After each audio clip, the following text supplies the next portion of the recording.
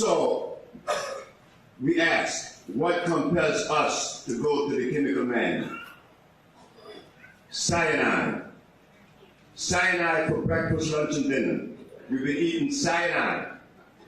This is not a joke, this is real. Because I was a recipient of cyanide. Remember, I was impotent. I was impotent at 28. It wasn't that I was less than a man, and many brothers that were impotent with me, they hid it, they hide it. They said, oh, I'm cool. And they weren't cool. I went to Africa and I found young men, 21 years of age, impotent. Why? They're eating cassava.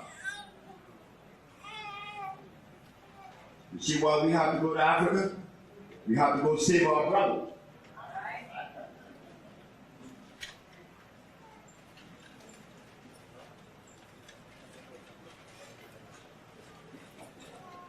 Cassava? It's straight cyanide, nothing but starch. In Africa, they make a powder out of it.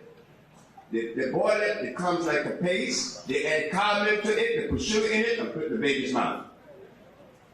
So what's going to happen to us now? What's going to happen to us when this is being perpetuated? This poison that was made by the Portuguese that we didn't know that was poison. What do? Let's go back to God. The herbs, just find the herb that God made and the food that God made. Well, God made many, many foods that we are unaware of. Like, for instance, as a grain, we think about the African grain, which is very good.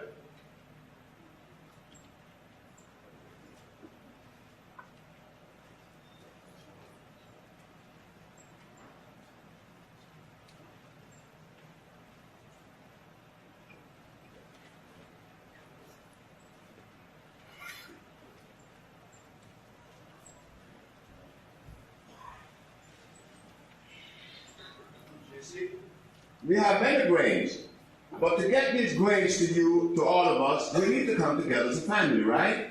And create a co-op. That's why this place is so instrumental, because they'll be carrying this food. These are natural grains. There are spaghettis that are made from these things that are starch-less. We want to stop the starch. We want to stop the starch because the starch is what makes us angry with our wives. But first with ourselves and our neighbor.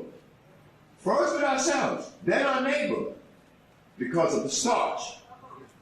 So, before we could go on to this thing that we call peace and understanding, as some prefer to say overstanding, how do we overstand when we're eating this? Unaware that we're doing so.